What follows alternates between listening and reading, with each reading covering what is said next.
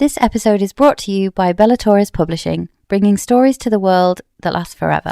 Loreth, the thing that he has against the witches, they adore dragons, and they were the responsibles of bringing the vampire curse to the Fey world. So he says they're dragon lovers. Well, obviously there's some kind of connection there, but there's supposed to be no dragons left. It's possibly kind of foreshadowing for what's going to happen in Brimstone, because we suspect there's going to be dragons in Brimstone. Should we play? Should we play a game? Who's got the best joke for the Quicksilver? I asked my husband if I was the only one he'd slept with. He said yeah. The others were at least 7s and 8s. I talked to my wife. She was drawing her eyebrow to hide. She looked surprised. Stop right there. This is suspicious for me, because why would he just be looking for Onyx? He must either like the fox or is bored. He's like, I'm going to go play with the fox. I think Carrion knows that something is different about Onyx.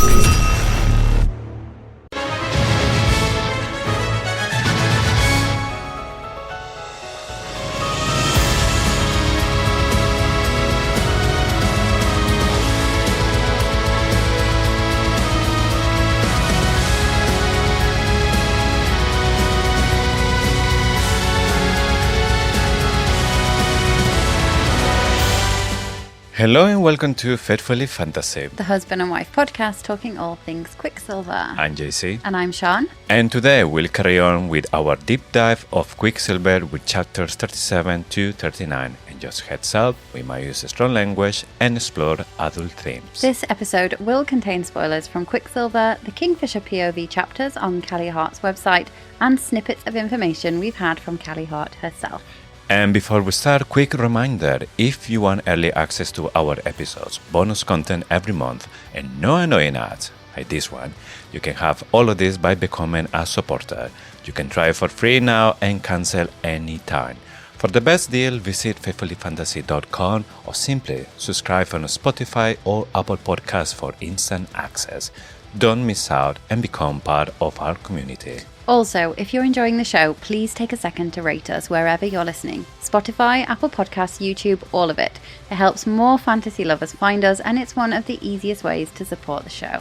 A quick tap and you've made our day. And before we dive into this week's discussion, it's time for comments from the human realm, our new segment where we pull a comment or a question from YouTube or Spotify and share it with everyone. Today's turn is for Awaken Valaris. And she commented on our deep dive of chapters 29 to 32. She said, great insights once again. Every week you remind me that I really need to pay a lot more attention to the details in this book. So we think this is to do with the sword and what Ceres can do, and that there's going to be a lot more power to be seen. And now, without further ado, let's enter the map 10. So, Fisher's in bed, calling Ceres over like, let's forget that argument about my slow motion death and just focus on saving Evelyn.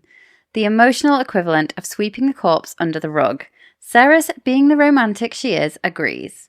Fisher teleports them to the Ballard apartment, Evelia's most romantic destination, complete with candles and hope. They kiss, the runes start glowing, and she thinks maybe, just maybe, this is her magical destiny. Fisher gets a new tattoo. He's accepted the bond. Ceres is torn because she's mortal and he's Fae, basically the supernatural version of Nothing Lasts Forever. Next morning, Fisher's gone. Classic. Leaves a note. Hey babe, I'm off to die heroically. Don't wait up. Also leaves his sword because he can't risk Malk getting his greasy mitts on a god's sword. Ceres is not having it. She storms back home to Karlish, shows the note to her friends, and they all go, cool, so we're going on a rescue mission, right? Carrion says he's coming, but first he needs a fancy sword. Ceres forges one, and he immediately names it Simon, because apparently god swords need a middle-class British name now. Evelyn literally falls through a hole in the ceiling, and everyone's like, right, adventure time! They jump up into the magic shadow gate, which dumps Ceres ribs first into a lake. They climb a cliff, because teleportation is never convenient. Reach a creepy amphitheatre full of chanting trapped souls, screaming, Anarath more! We found Fisher. Surrounded by hundreds of creepy feeders, Then the captain of the guard pops up, eyes full of Quicksilver like a haunted mirror ball, opens another weird portal, and Fisher telepathically screams, "Don't go in there!" And naturally, Ceres goes in there. So we're reaching basically the climax on this book. In more ways than one in the next chapter. Yeah, directly in chapter 1 of this episode. Several times. 5 times, I remember. Or something like this, yes. But now, let's go to the fine print. The part of the show where we scour the pages for clues of what's to come. Chapter 37. Much sharper. Obviously, this literally just means that Fisher's canine teeth, because he said, "My teeth are much sharper than yours." But is it that he's being more open? He's finally telling her that he's in love with her.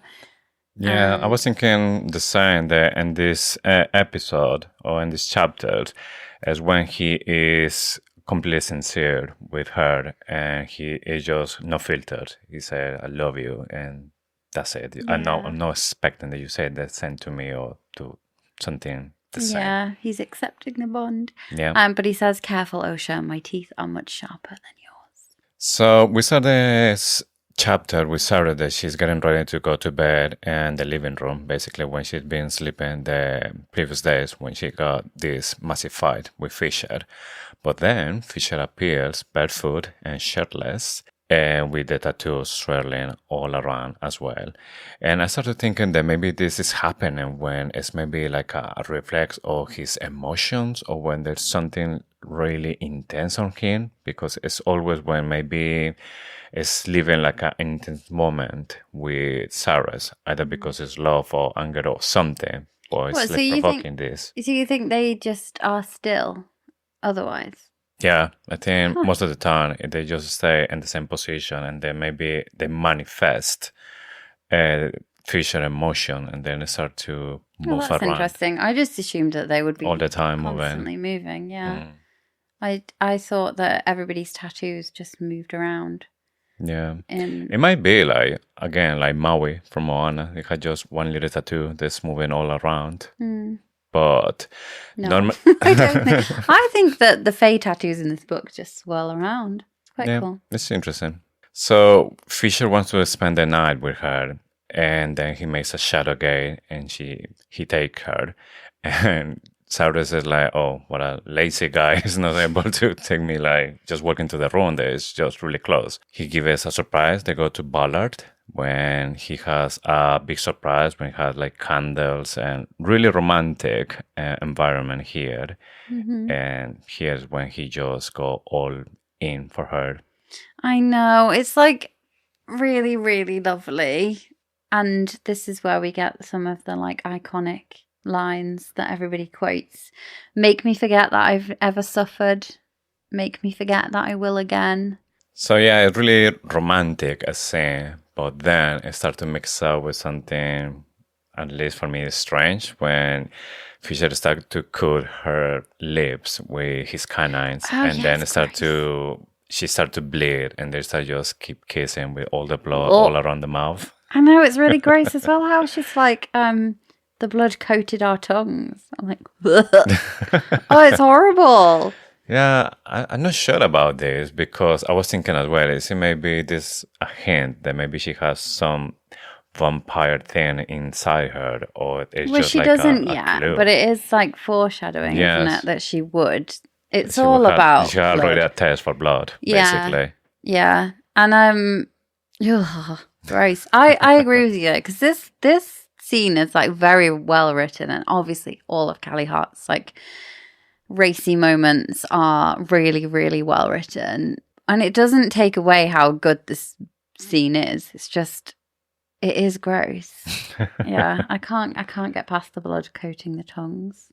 Yeah, it's just strange. Also, like at one point, I don't know if it's this chapter or a previous chapter, but she bites her own tongue until it bleeds. Was that the last week? Yeah, I think, last Can you episode. actually do that?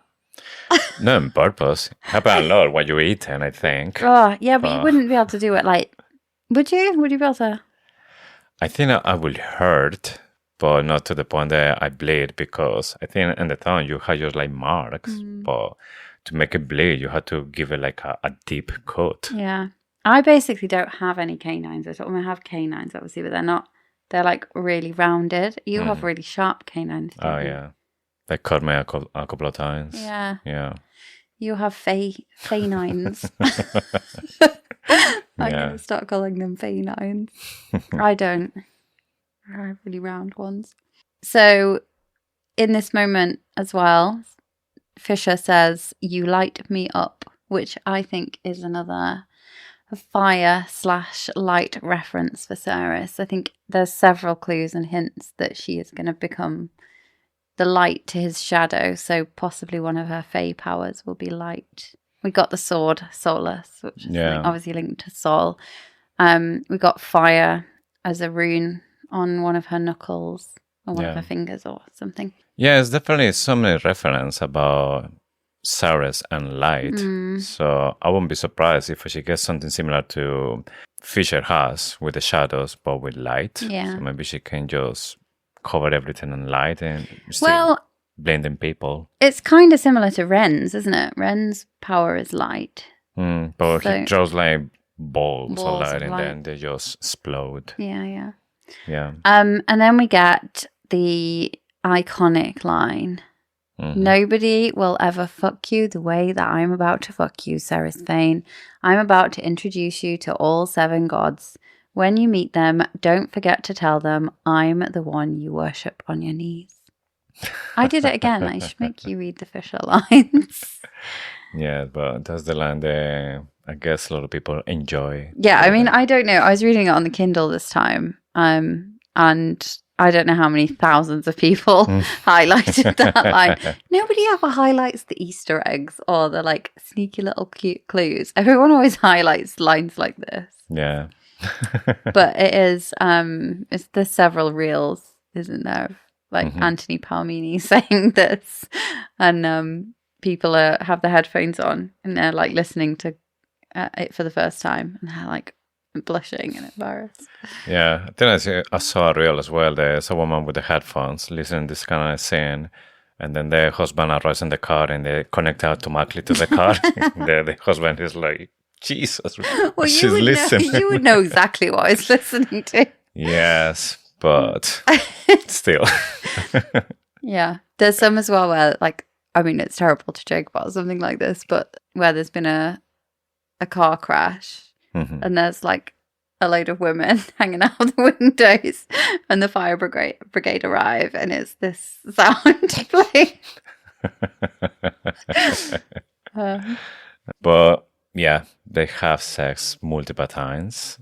And maybe here when we start to find out why Fisher constantly was putting everything dark, because first he didn't want the Ceres to find out about the tattoos they get during sex. So maybe I start to see that trend. Every time they have sex, a new tattoo appears or a new rune or something. And this time is a bird that appears in Fisher. He gets a new one because he's accepted the bond. Yes. So he's not got one just because they're being intimate. He's got one because he's physically accepted the bond. Yeah, it's wings, isn't it, on his neck? Yeah. Yeah, it could be kingfisher wings, or it could be any kind of wings. I don't know. I mean, the guy is called Kingfisher, so if you're going to relate it with a bird, I think her tattoo is a kingfisher, the one on her chest. Yeah. But there's so many bird references in this book that you're expecting that they should have maybe like a tattoo symbolizing the other, not themselves. Yeah. It? So like Ceres Kingfisher. So I wonder if they're not bird wings at all. They could be angel wings. And there's like a god's blessing thing. Yeah. Could be an angel. Could be. But I think she said there's like green or blue, so it's not white. Yeah, they're like iridescent. Yeah. I imagine them to be like, you know, that green purple that you can't quite tell if it's green or purple. No. You know, like loads of people used to have cars, like with they're wrapped. Okay. Yeah, it's like an iridescent colour. Yeah. Where sometimes you look at it, it's green, sometimes you look at it, it's purple. You must know. You must know. Yeah. I remember it from not Need for Speed. There's another game where you could get a car which was like wrapped like a Toyota Celica or something. Yeah. Anyway, so she. This is really fun. I just found these 3 chapters really funny. There was one line where she's like, I wish I could just draw him and remember him like this forever, but I'm not an artist like his mom. And I have this image where she's drawing a picture of him and it's absolutely shit. She's just got like a kid's drawn it. Like I think we should do that. I think we should draw each other. Like Ceres would draw Kingfisher and it would be really terrible. So it's gonna be like a Titanic scene, but with really shit outcome. Yeah. Paint me like one of your French girls. But she's actually really bad at it. Yeah. But yeah, like you say, Fisher has accepted the bond. And he tells to Ceres, and Ceres starts to freaking out. Like, what you do? Why? And he starts to laugh for her. And he was like, Jesus, calm down, that your heart is racing, that you're going to have a heart attack or something. And she was obviously freaking out because she thinks, or maybe she knows, they can't be together because the life expectation or the Fae is very different to like the human. Yeah, I mean, at this moment, if not before, it became very obvious that she would become at least, like, if not immortal, she would become very long-lived. And it's not uncommon in books about Fae that the human also becomes a Fae. There's several stories that happens in. Yeah. So it wasn't, I guess, a surprise that it happened at the end. But this bit is like sealing the deal that... Yes, and Fisher doesn't care because he says that it doesn't matter if it's 80 years, 18 hours. For him, is being with her is the greatest honor. And I think at this moment, he decided already that he just going to the suicide mission. And this is kind of like how Mandela's moment. Yes. Yeah. She says, I was going to have a heart attack or my heart was going to break in two. And I think there is also some foreshadowing about the fact that she will have half a Fae heart and half a vampire heart by the end of it. Yeah, you would never have guessed these things, but when you read them for the second reading or the third reading, they jump out, don't they? And again, like, just wonder what is gonna... When we've read Brimstone in November, it's gonna just... When we read Quicksilver again, it's all just gonna be obvious. Loads of foreshadowing. Yes, but here Fisher, he's doing it just because he wants to express how much Ceres means to him. And he's not doing it because he's expecting that she's going to do the same or she's going to say exactly the same.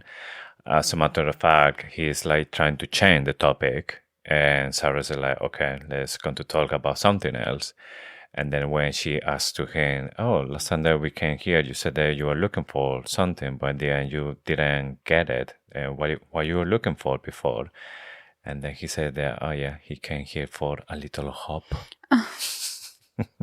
And that is the end of the chapter. It's lovely. I think that's what he's done today as well. Because, and some people criticize this part of the book. Like, I've seen a lot of criticism for, like, your sister's in danger. What are you going to do? Just go on a romantic break for a night? And I don't agree with the criticism because I don't let people criticize this book because I love it. No, I don't agree with the criticism because it was always the plan that Malcolm would meet them at dusk in the following days. If they went early, he wasn't going to be there. Lane wasn't going to be there. They only had, they had certain amount of time that they had to wait. There was nothing they could do apart from prepare, go find the witches, etc. He found the witch. He, did everything he needed to do. He had time to set up the candles and the hope and just have one night with Ceres. And I don't pretend that most people would just be, laser focused on getting their sister back. But they had a time scale. They couldn't go early. Malcolm wasn't going to be there. Yeah, but I definitely think that he's doing it because he's thinking that he's going to rescue Lane by himself. And he might not make it. Yes. So this was just basically like a farewell with a happy moment for him to remember. And then he goes and get his sister. Yeah. Memoirs of Luz Bell. She loved him. She lost him. And he came back. But wasn't completely him. She feared him. She fought him. But she fell for him. Memoirs of Luz Bell.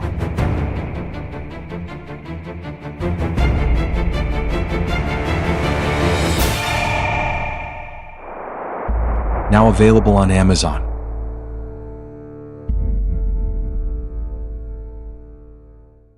Okay, chapter 38. Martyrs for Friends. So this is a curious title because in this chapter he's talking about Loreth.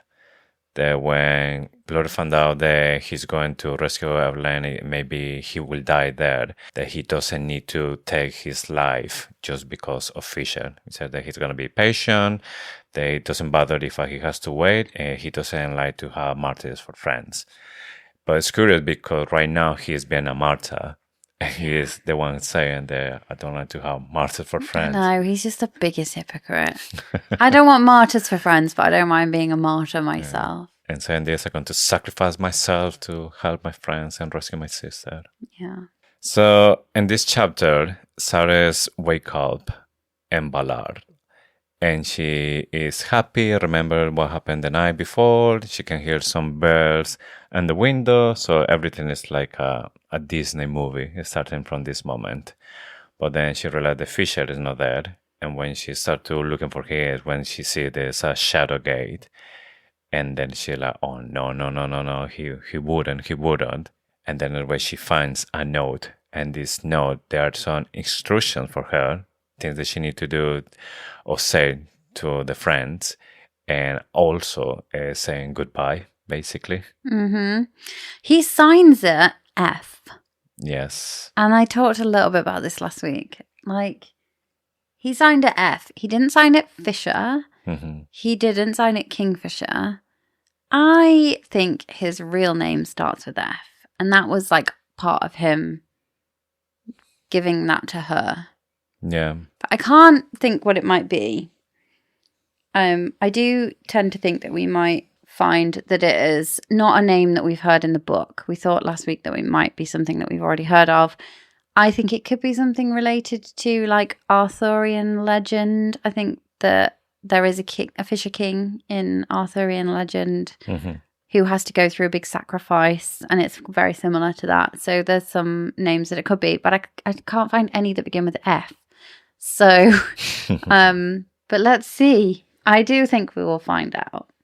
So you generally think that his name is going to start with F? Yeah. Because otherwise, why didn't he just sign it Fisher or Kingfisher? Mm-hmm. I don't know. I thought it was like a tradition now in this kind of story, just sign out with the first letter or the name they're going for. So he might be what? Francis? Still in the Fred. Frank. Kim Fred. Frank. Yeah. No, I think it could be something like Faye. Something all powerful and all amazing. But yeah, I just got a strong feeling. Like, I feel like he would have signed it Fisher. But he didn't. He signed it F. And that was like him giving her a part of himself, his part of his real name. It could be, because if he has his name and then he has to find another name that's like the public name, so maybe inspiration. Well, the name mom, that he has already, the mother would like do it. Fisher, yeah. Because they'd have to do it before they could even speak. And he hasn't taken Nimmerel. He's left his sword on the mantelpiece. I mean, I understand that for him it's dangerous in case that maybe Malcolm grab this sword. But first, I thought that if other Fae or somebody else tried to get a god sword, it can't touch it or can't take it. Off. So what was the need to do this? Because the sword will be really useful for him because he's the right honor of the sword. If he lost the sword, nobody else will be able to touch I know. it. I have some problems with Kingfisher's actions here. Like, I know that I just said that nobody could criticize this book. But I mean, Kingfisher is not having a great, like, he's not covering himself in glory here, is he? He's not got any confidence. He doesn't think he's going to win. He thinks if he goes there, Malcolm's going to steal his god sword and everything's going to go to shit. Like, where's the confidence? Where's the confidence? This is normally like, right, I'm going to go and I'm going to give it my all. Like, of course he's not going to win if he doesn't think he is. Yeah. He needs to build himself up. He needs to psych himself up. And he doesn't need to leave his sword on the mantelpiece. Yeah. I mean, it's something strange. You want to think, oh, okay, maybe for Fisher it makes sense, but for me it's just one of those things that actually doesn't. Yeah, it's not really in keeping with his character. Although it is in keeping with his character from the day before where he was like, oh, I might as well just commit suicide. Or maybe there's still stuff that we don't know, like we were talking in the previous episode. If the owner of this kind of sword dies, does the sword know that the Fae is dead and then it's open to a new owner? And if it's like that, what does it mean? Anyone can grab the sword, or just maybe the person who kills the owner has the right to take it, like claim it. Yeah, that'll be why. That's a good point. Yeah, that'll be why. But still, where's the confidence, Fisher? He thinks he's going to die. Yes. But yeah, Cyrus straight away, she jumps into the Shadow Gate and goes to college when she finds that Carrion is dead, and Carrion even make a jump, like, Jesus, you make me jump. And That's because he's snooping around Kingfisher's bedroom. Yeah, shouldn't be there in the first place. But apparently he was there looking for Onyx. Why was he looking for Onyx? Stop right there. Like, this is suspicious for me, because why would he just be looking for Onyx? He must either like the fox or he's bored and he's like, I'm going to go play with the fox. I think Carrion knows that something is different about Onyx. Whether it's from his grandma's books, and he knows that a specific type of fae can shapeshift into an animal or a fox. He maybe knows something about, I don't know, but he knows something. Why would he be looking for the fox? Yeah, other question will be, it was Onyx that maybe was guiding Carrion to the room, so he can start to see maybe the artwork that was there, or all the stuff in the book. Yes, so I don't know if it was just an accident. The Carrion actually was looking for Onyx, and Onyx was just in Kingfisher's bedroom because he was, I don't know, missing him or something. Or was Onyx like guiding Carrion because Onyx needs maybe Carrion to know some stuff. Yeah, maybe. But we don't think that Carrion is in Adina's sketchbook or in her journals, because otherwise Kingfisher would have recognized him, and he didn't. No, that's one of the strange things. And even when he was about to like telling to Cyrus that, oh, you will never know that the stuff that I found down here, and then Cyrus was like, yeah, it's me with fair ears. So yeah, but then what if it was something else? Yeah, maybe he was talking about something else, and then like she says this, and like, oh, so she has seen this already. Yeah, but there's more in there. Yeah. But Kingfisher does say it kind of stops when she arrives. Yeah. So Cyrus shared the news with everyone. And they started reading the note, and everyone is angry with him. With the martyr. Yes. That is their friend. They've all got a martyr for a friend. For fuck's sake, now we have to rescue him as well. Yeah. They were planning how to go to Gillitride, and it was clear there was no options to go there because there was no Quicksilver or nobody Except else. there is. Nobody knows there is.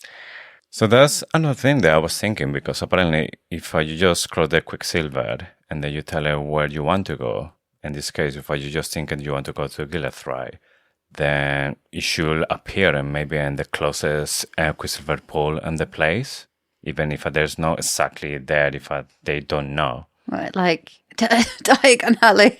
Yeah, something like that. And he ends up in Nocturne Alley, which sounds absolutely nothing like it. Malcolm Sorry. Ali. Harry Potter spoiler. It kind of is like flu powder, isn't it? Yeah. You could just use the fireplaces. I don't know how it works, but nobody knows that there is Quicksilver at Gillette. Anyway. So it's Carrion, the one who comes with a solution. And then he realized that these shadow gates, when they're open, they stay a little while open. So he had the idea, well, if a fish is going to open once he has Everlane, once Everlane crossed the shadow gate, that means that we can go through that shadow gate and rescue him. And they were like, oh my God, you're a genius. That's so good. I could kiss you. And he was like, maybe later. Maybe later. But first, he needs a fancy sword. Yes, but there's no time to make one. So Ren just finds a really nice double-hander, whatever that means. I don't know my swords. He finds a nice double-hander, gives it to Ceres, and she can just imbue that with Quicksilver. Yes. And then she started to have some discussion with the Quicksilver. And the Quicksilver is asking is for a joke. Her joke is terrible. The fire at the circus. Yeah. Being intense. It's really bad. The one from Carrion is really really good. Funny. Yeah, it's really funny. Good. Should we remind people of the joke? A husband turns to his wife and says, I bet you can't think of something that will make me simultaneously happy and sad at the same time. She doesn't even need to think. She says, yours is bigger than your brother. Yeah, your cock is bigger than your brother's. That's really, really good. Should we play a game? Oh, what? And who's got the best joke for the Quicksilver? Oh, no. I came prepared. Just spoiler warning from myself. All of them, they're going to be maybe daddy jokes. They're not going to be dad jokes. They're going to be funny. Dad jokes, not daddy jokes. Oh, it's this daddy shadows and that shadow stuff. daddy jokes. Yeah, shadow daddy jokes. Okay, I'm going to see if I can make you laugh. Okay. Try not to laugh. I'll do my best. I asked my husband if I was the only one he'd slept with. He said, yeah, the others were at least 7s and 8s. I can't do it without laughing myself. Okay. I got one. I told to my wife she was drawing her eyebrow too high. She looked surprised. That's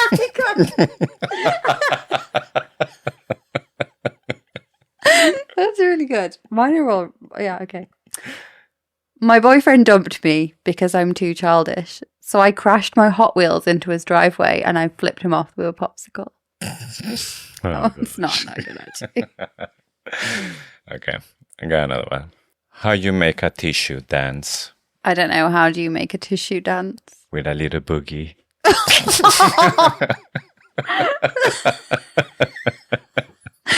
need a little dance then as well. It was so cool. We're not very good at not laughing. I'm not going to get through this one without laughing. Laughing already.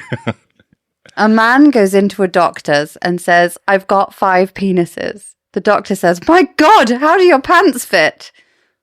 Like a glove.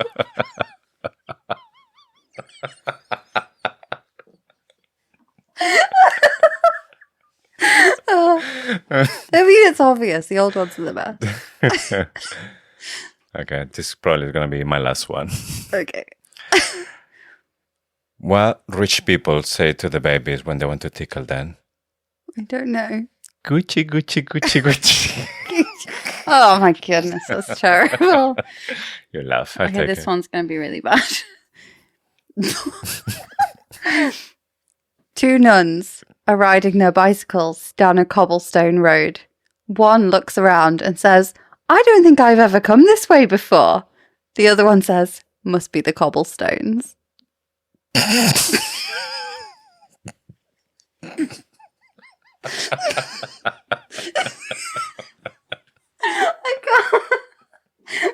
We'd be the worst comedians because we can't even get through our jokes with our own jokes without laughing. Oh, gosh. I also have this one. If you think your day is bad, just remember that somewhere out there, someone is dating your ex and they think it's an upgrade. Oh. Right, I'm done. Do you think the Quicksilver would have gone for any of those? I will be really disappointed, like heartbroken, if I it's think not laughing. At least one of those deserves Yeah. the God's sword, right? I mean, for a sword they will call Simon, definitely will take one of those. Which one was your favourite? The glove. The problem is you can see it a mile off and it's still funny. Yeah. Okay, should we try and be serious again? I love this bit. Like, there is no more perfect sword for Carrion than one that loves Your dirty jokes. inappropriate jokes. Yeah. And he calls it Simon. Yes, it's just perfect and everything. Yes. And the interesting part, So sorry. still laughing about it. No, I'm laughing at Simon. I'm laughing at the name Simon for a sword. It was brilliant. Yes. I mean, after like numeral, solas, Simon. Also, one of our really good friends is called Simon. Oh, yeah. I imagine Simon with the sword Simon. Yes. I wonder what's going to be Simon's power. Because when... Silly name for a sword. It's not a silly name for a person. Sorry, Simon. But it is a silly name for a sword. Yeah. But Sarah's asking, are you going to give it like some god power? And He says that's for me to know. So obviously he's going to have Yes. some god power, isn't he? Yeah. Don't know. Could be anything. We don't know anything really about the powers that swords can give you. We don't really know much about the powers that Fae are born with or they inherit from their parents. We've got so much to learn. yeah, true. But once the sword is on Karen's hand, then Loreth arrives and he really doesn't like the witch. He has something against Isabel, and Isabel is like pretended that she doesn't know him. So obviously Loreth said that they're like some history together. He says they've met before. Yes. And then she's laughing that, oh, I forgave you then. But yeah, I don't think that she forgot him. He can't lie. We've got to remember this. Yeah. So you've got to take everything he says as either it is true or he thinks it's genuinely believes it's true because he can't lie. So, yeah, it feels to me like there is something that Isabel is hiding. Yes. But Loreth, the thing that he has against the witches is because he thinks the witches are the one that they adore dragons and they were the responsibles of bringing the vampire curse to the Fae world. Yeah, so he says they're dragon lovers. Mm-hmm. So obviously there's some kind of connection there, but there's supposed to be no dragons left as well. And this is possibly kind of foreshadowing for what's going to happen in Brimstone because we suspect there's going to be dragons in Brimstone, right? Yeah. What if the witches bring them back? Yes, that's something that I was thinking, that maybe the witches are there responsible for the dragons and also for the vampires. So I don't know if everything they're doing is to eradicate the Fae, because the dragon, they love eating Fae. But at least Unknown Chakra, it was like Unknown eating. Chakra was protecting them for hundreds of years. Mhm. And then all of a sudden, Malcolm offered him bones, whatever he offered him.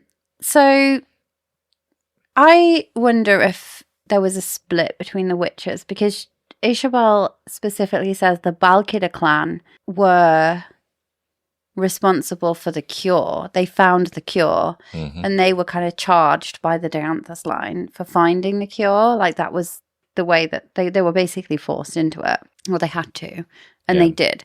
So I wonder if there's several clans of witches and some of them started it and the Balkida clan fixed it. The thing for me is that Loreth said previously, or it could have been Ren, one of them said that they haven't been seen for 100 years. They've gone. 100 years is not a long time for Fae. So what happened 100 years ago to make them go. And it could be, I think it's something that happened 100 years ago between Lorith and Ishabel. Maybe there was a war that drove them out, or something happened 100 years ago. And I think it's that interaction with Ishabel. The only other explanation is that Ishabel was somehow there when he got attacked, or got involved somehow in the vampires that attacked him. And we do think that was actually Taladeus, don't we? But something happened. Yeah. He knows her and he can't lie. I'm definitely with Loreth in this one. And I think in the next books, we will find out that there are maybe a clan of witches that are working really close with Malcolm or with the vampires. Or at least like recreating the dragons.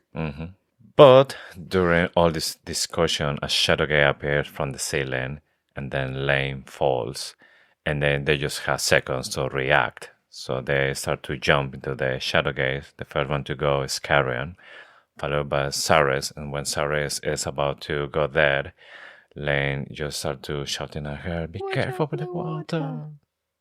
And Yeah. she was like, "Later." Yeah. Don't you think, though, Fisher was really sneaky here? So what he must have done is, if you think about where the Shadowgate is, he must have put the Shadowgate over the cliff and thrown Lane like a basketball, like slam dunked her through 2 points. through it, because he knew that they would want to try and get back through. So he's trying to make it hard, not only for Lane, because he knows that she'll try to get back through, but I think he's also trying to stop his friends. You just got to imagine what he did here, like through the gate, through Lane. Yeah. And then... Yes.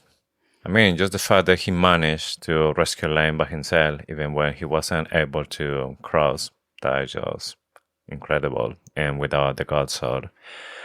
But yeah, Saris just got there and straight away she started falling. And that's how we end this chapter. She is falling. Splop. I'm still falling. Yeah. Chapter 39. And no Rathmore. So we finally get the meaning of these words here. And what it means is release us.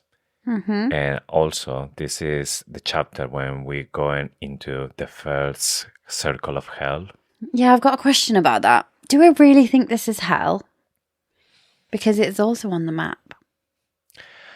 It's like a physical hell, but I don't think it's maybe like a spiritual hell or, like an other dimension hell. So maybe that's why it's the first circle, because it's something really horrible, but it's in the physical world. I feel like it's hell for these trapped souls. Because I guess a hell is anywhere where a soul is trapped. And we've speculated before, haven't we, that there'll be 5 books, 5 circles of hell.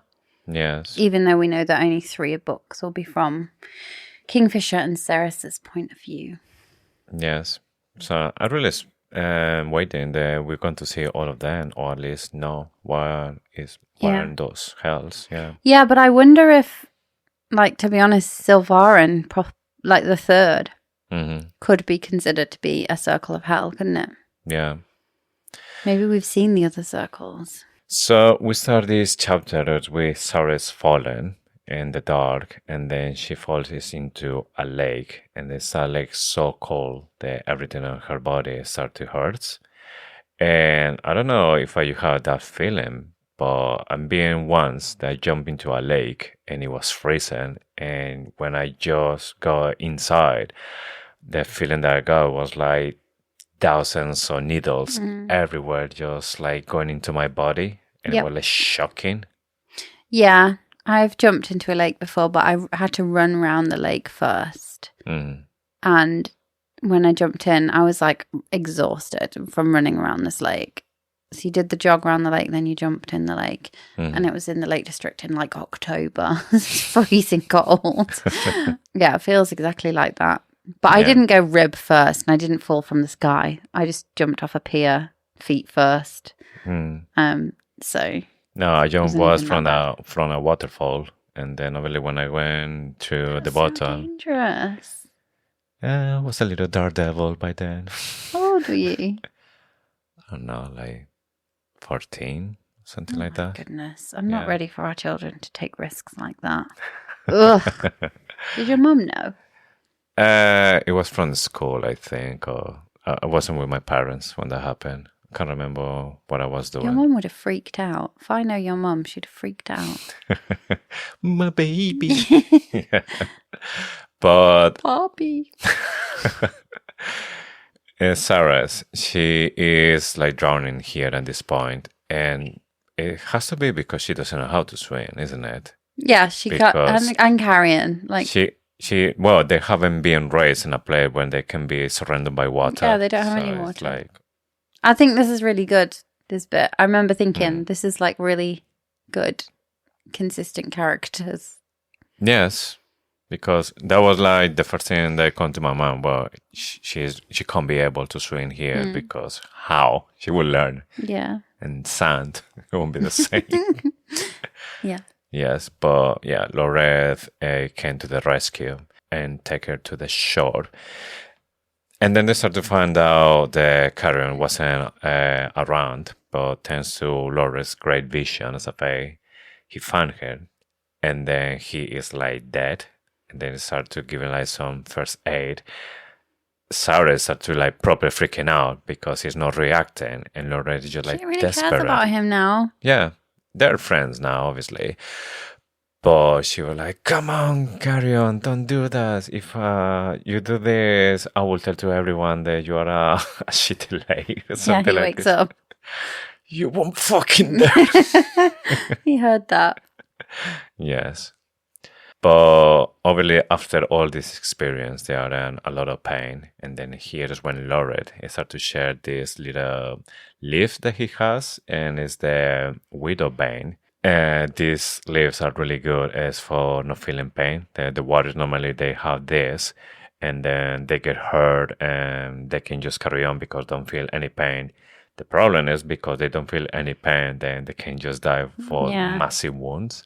Yeah. And I think we're talking about this once. It would be the object that I would bring back from the Fey realm as one of the questions. If you don't feel any pain, how dangerous could be as well. Yeah. Yeah. He's like, don't swallow it because you'll shit yourself within 5 minutes. And again, like most of these notes, most of the prep for this episode was done by you. I've just got stupid comments. My thoughts were like, what if she'd swallowed What if she'd swallowed it?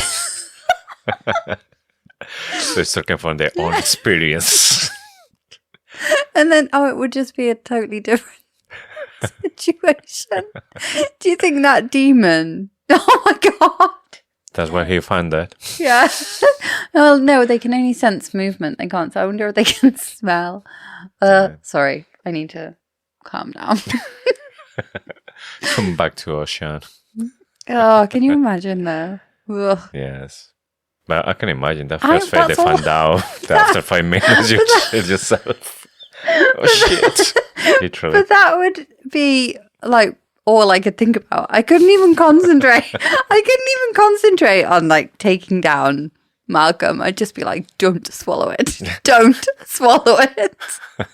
I wouldn't be able to concentrate. I wouldn't be able to concentrate on where Kingfisher was because honestly, I would just be like, you know what? I'd rather cope with the pain because... Yeah, because it will come a time that she might be like, oh shit, oh you got hurt. No, I swallowed it. Where's the nearest toilet in this place? And they're in a maze with the walls keep moving. What a nightmare. Yes, but the first reference that we have about this place is a really dark place. Then Sarah starts to see there's like snowing, but it's like a massive snowflakes. And then she realized it's no snow, there are ashes. So I wonder why ashes? It just to make this like environment creepier, or it's actually a source of a volcano, dragons that still burning everything around. No, Why? it's because they're in Gilethrai. Mm. And we find out in the next chapter, or the next couple of chapters, that Fisher's big dirty secret, is that he was protecting or trying to protect the city of Gilethrai. Mm-hmm. Malcolm's feeders came, and he knew they were going to lose. They were outnumbered. The feeders were going to attack the Fae of Gilethrai, Mm-hmm. and they were going to become feeders themselves. And there were thousands of Fae there. So Fisher could not afford, or Evelia could not afford, for Malcolm's army to grow by thousands of feeders. So he set fire to the city. So the ashes are the remains of Gilethrai after having been set fire to them, after having been set fire by Fisher. And that is the thing that he finds it so hard to live with. He can't live with himself for doing it. He's like struggling with the guilt of that. And so they're trapped in this hell that's a burning city, and that's where the ashes are coming from. And he's trapped in the hell that's the guilt of having done that. But it was like the definition of the great doing something for the greater good, because what's the alternative? You give your enemy thousands more. And what kind of a life is that anyway? So they were going to die, or they were going to become feeders. Yeah. So he did it like as like the ultimate They sacrifice. had no other options or better for the rest and no more feeders. Yeah. Obviously, we're going to deep dive that story later, but that is the source of the ash. So. Yeah. Okay. No, I knew the story. It's just you were expecting after hundreds of years, more than a century, that but happened. They're trapped there. Still, it's an illusion, isn't it? Yeah. It's Malcolm's illusion, the whole thing. So they arrive to a huge amphitheater, and there's a massive crowd there, and all of them, they're screaming, Anorath more, Anorath more. Cyrus immediately, she recognized those words, because that's exactly the same words the Quicksilver said to her the first time. And then Laura told them that this means release us. Yeah. And then once she knows what it means, that she can understand what they're saying. Yeah, so I think this is all related. I don't think the Quicksilver is telling her, release us, release us, release us. Either this is just the Quicksilver in Kingfisher's body that's reliving this moment and can't stop saying Anorath more, Anorath more, Anorath more, because it's heard it for 100 years. Or this is not the Fae of Gilethrai, but actually there is something also trapped inside the Quicksilver that wants to be released. You know, all the voices in the Quicksilver. Does the Quicksilver also have souls trapped inside it? And will Ceres's ultimate goal be to free the Quicksilver? So by the end of her story, no one can manipulate the Quicksilver because she set it free. Maybe something else. What about if the other gods, they're a trap in the Quicksilver? Maybe, I don't know, they had a fight or something, they got stuck on the Quicksilver, because the Quicksilver is this massive connection with the gods as well, so it could affect the gods. Yeah, the question is whether she will be able to communicate with the Quicksilver now as a fae and a vampire. You would think that she could, but Zorith says at the end, my brothers and sisters won't be able to see you now because they can't see what shouldn't exist. Yeah. So there's definitely a god connection, isn't there, between the Quicksilver? It's all in the pool that separates the realms. So we've got so much to learn and we can only speculate. But I suspect that whatever it is, the voices of the Quicksilver do want to be freed. Yeah. Do you really thought the meaning of this word will be release us? Or what was your first thought? So I thought it was a place, because more for me is like a mountain, hills that are really bleak and very like a swamp kind of thing. Or a really barren mountain, I don't know, just ferns. So I thought it was a place. I remember that I started looking the letters, trying to get like maybe a meaning with this. I couldn't find anything because then maybe Kalihar was giving us some clues here. But then the meaning that I thought it could be something like feed us more or feed us more, because Oh, yeah. when Kingfisher was like scared of these words, so I thought maybe like a beast or something that's like Yeah. asking for souls or Yeah. bodies or something like this. So they keep walking in this place and they see Fisher in the distance, and he is surrounded as well for all these feeders. And that is not the biggest surprise in this place. Surprise, surprise. No.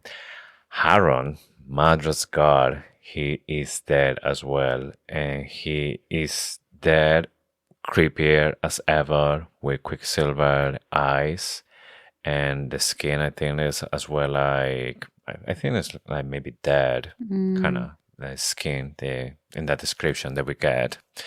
But also, he has a lot of power because he's controlling the feeder. They are surrounded by feeder, but Haron is the one who's telling them, like, wait. And also, he creates kind of like a shadow gate. Yeah, it's not a shadow gate, but it is a gate. Yes.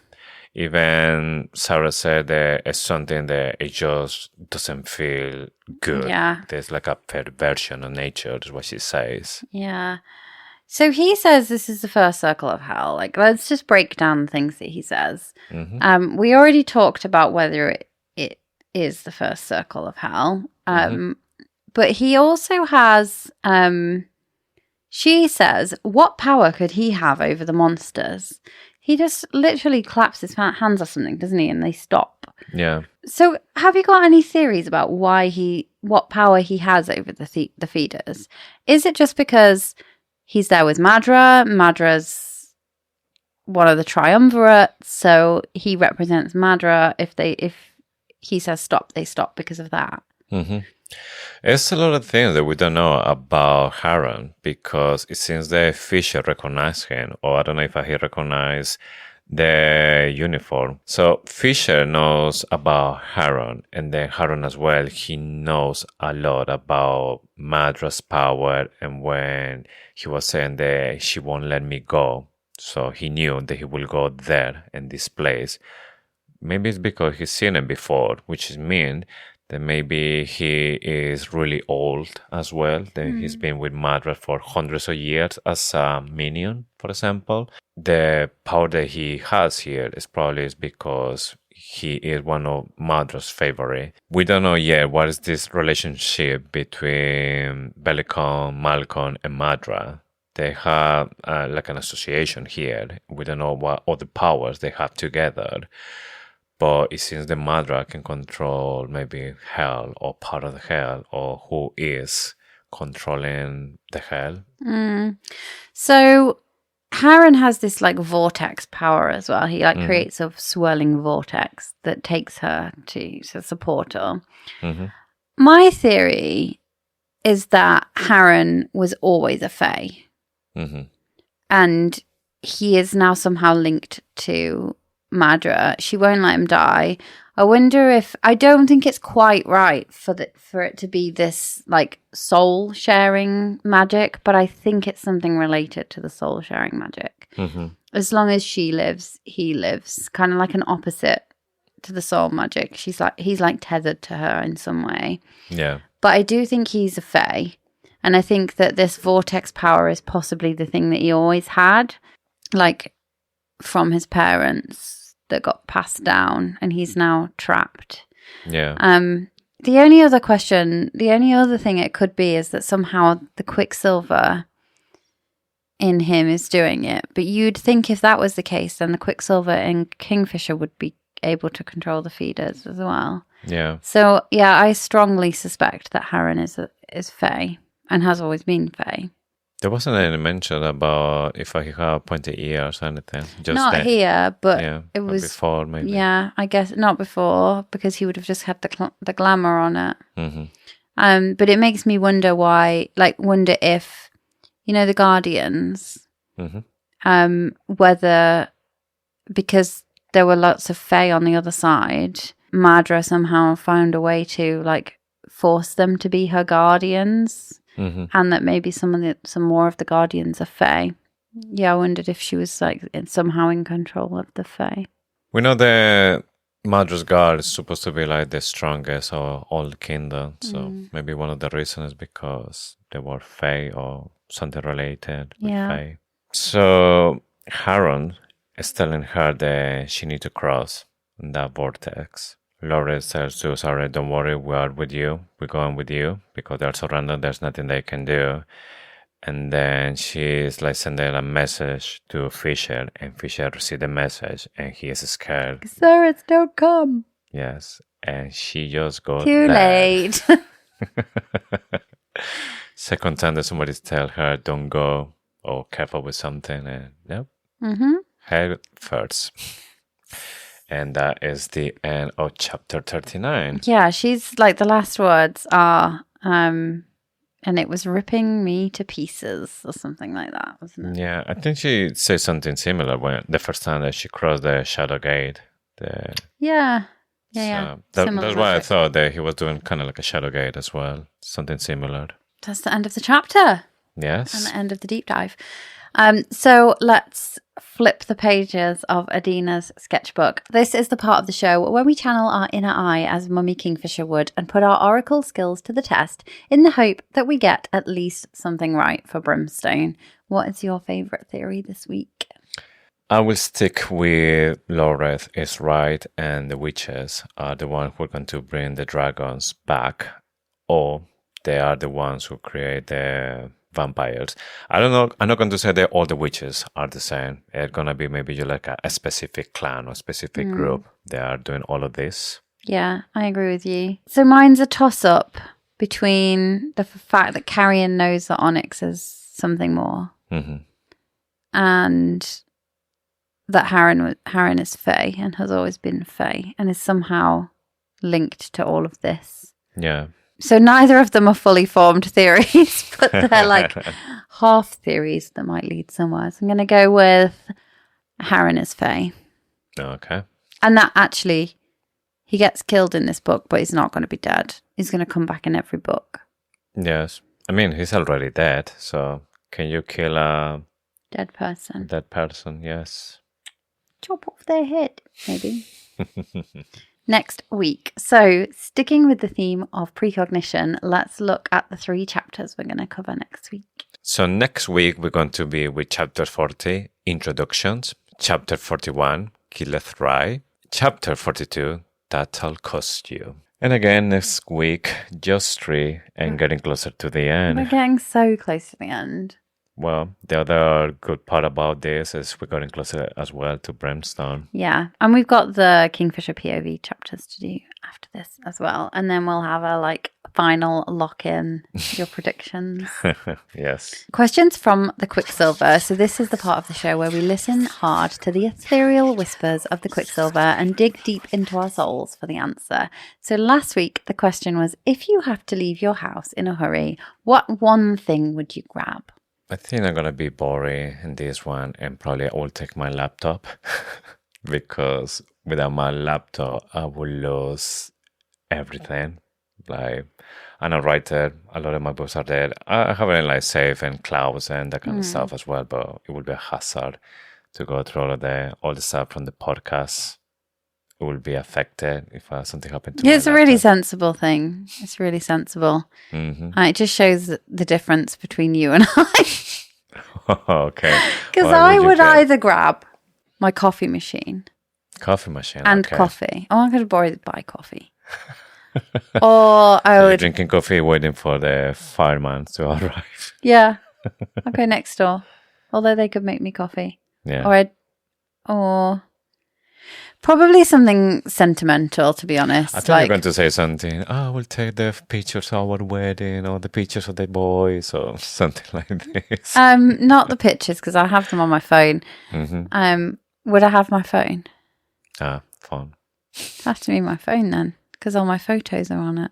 Yeah. No, it would be really hard because we've got 2 children, but I would grab their teddies or I would grab something that they would need. Probably more than anything. So, you could buy another coffee machine. You could. It's the sentimental Another stuff. one. Yeah, I would probably grab something at the boys. Mm-hmm. But would I only be able to grab one thing? Because then I'd have to choose which child's teddy but to bring. it's applied for the boys as well. And boys, grab one thing. No, Let's go. You'll be like, get out of the house. Yeah, probably they won't get just one thing. Yeah. Oh, I want my teddy and my Legos and my tablet and my books. Yeah, everything.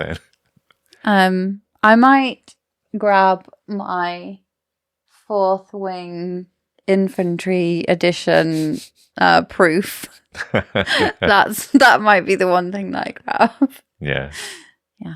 Sorry, I cheated and I chose like 4 things there. Anyway, this week, if you had the chance to escape for one night only before doing what you felt was an impossible task, where would you go? By Shadowgate, you can go anywhere in the world. Yes. Just like Fisher had maybe something to just Give you relax and okay, cool. I will think about it. Good. Got a week. And that's all there's time for this week. So thank you for listening. Don't forget to follow us on Instagram and TikTok at Faithfully Fantasy Pod. Come and join the conversation. We'd love to hear your thoughts, theories, questions, and comments, so send them our way. And with this, we have just one more thing to say. Thank you for listening to Faithfully Fantasy, the husband and wife podcast talking all things Quicksilver. We'll see you next week for our deep dive of chapters 40 to 42. And of course, for more Faithfully Fantasy. Bye!